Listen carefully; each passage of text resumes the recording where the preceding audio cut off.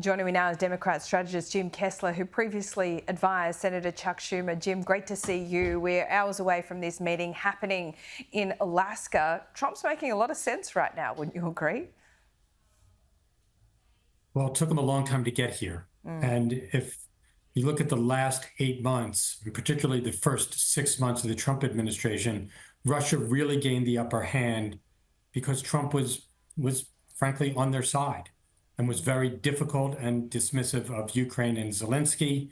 We still haven't provided the type of support that we did under the previous administration.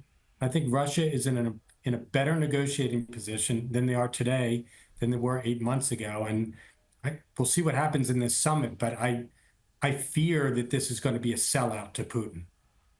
Well, I want to take you now to some live pictures there in Anchorage in Alaska. You've got a lot of people with Ukraine flags. There's a lot of support there, of course, but Zelensky himself is not there. There's a protester as well, another part of this section. Might just see what this activist is actually saying.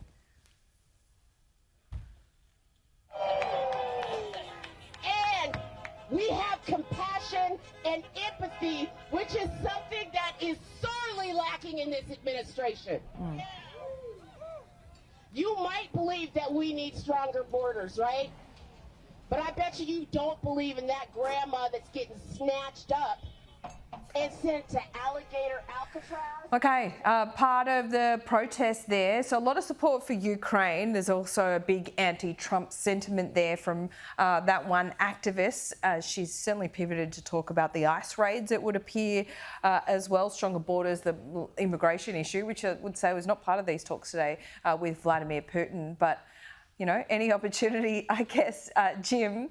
But that's notable, isn't it? A lot of support there for Ukraine. Zelensky's not there, but what Trump has talked about is this meeting happening, another one shortly after. But of course, Zelensky needs to be part of anything, doesn't he? He does. And look, I commend Donald Trump for moving to the position, frankly, where Joe Biden was. So it shows that there's some flexibility there, and I hope that he stays strong.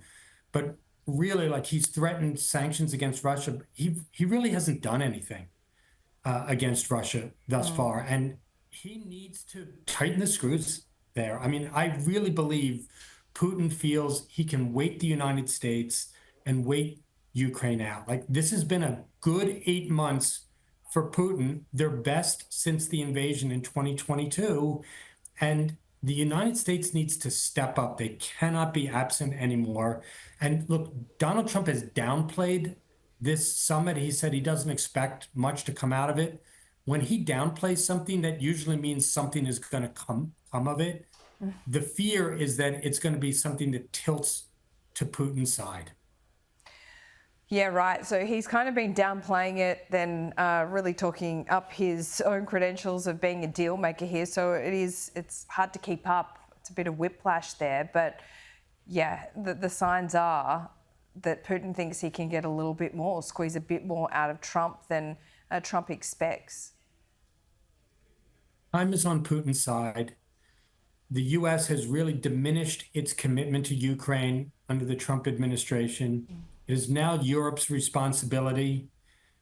The sanctions that Trump has threatened on Russia are so large that they're preposterous. Everyone knows he's not going to do these 200% tariffs on countries that are getting Russian oil. Like, they just know everyone knows it's fake. So Trump needs to stand strong.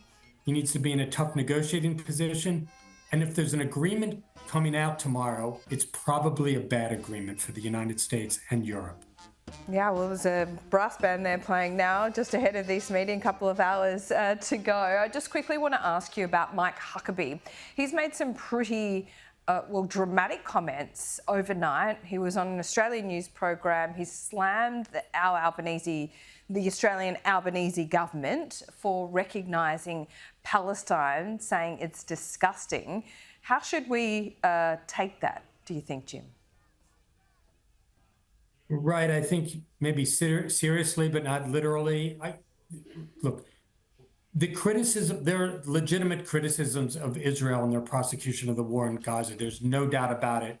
Hamas is truly the evil force in Israel, and every country and every leader of a country needs to say that first. At the same time, like, opinion in the United States is changing on Israel, and it is diminishing.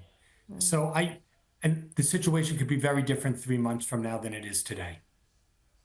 Yeah, I agree. Jim, always good to talk to you. Thanks so much. Thank you.